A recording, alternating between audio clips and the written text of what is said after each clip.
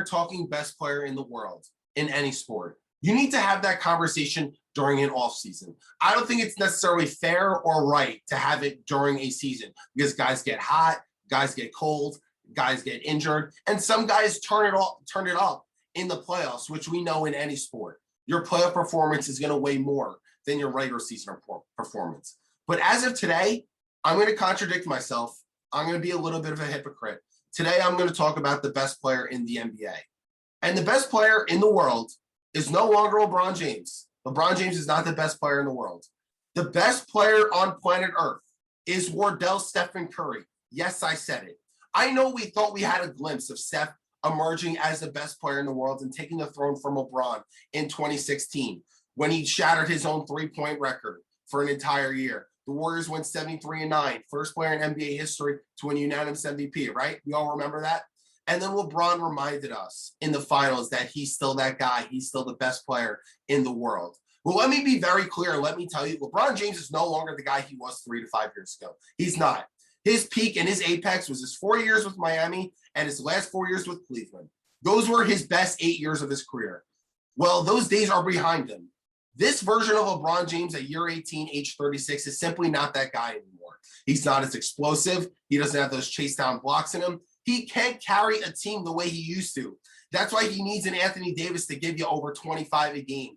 Have great role players like a Dennis Schroeder, runner-up for Sixth Man of the Year last year. Montrezl Harrell, who won the award last year. And now you acquire Andre Drummond. He needs that type of team to win, which it's not a knock on him. It's just the truth. 5 years ago, he could carry any team kicking and screaming to the finals. He can't do that anymore. He simply cannot. He has to work to get to 25 points just for one game. And a great night for him is getting 30, which we don't see very often. But we need to take a look at what Steph Curry is doing, what he's doing with this Warriors team. Remind you, a year ago today, the Golden State Warriors were the worst team in basketball, where Steph basically missed an entire year.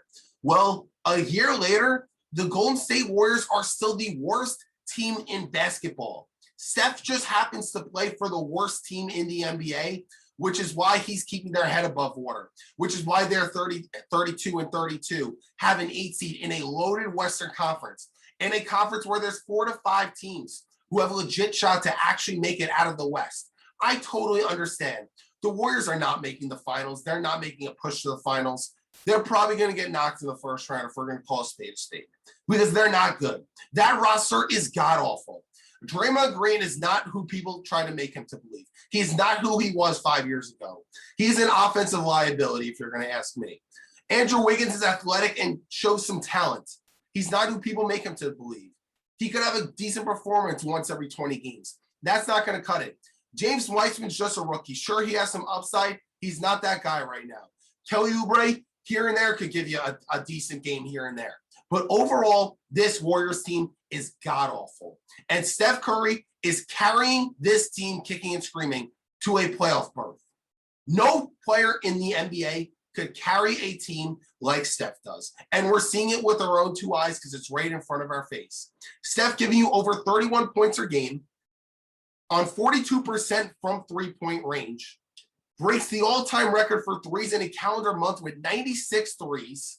No team collectively hit 96 threes in the month of April. That's what he's doing right now. The second he steps over half court, whether he's being face guarded or has any sort of space, he's a threat to rip a three in your mouth, because that's what he's doing. He could pull up from 40 religiously from 3. If he does not have the ball in his hand, he is a threat.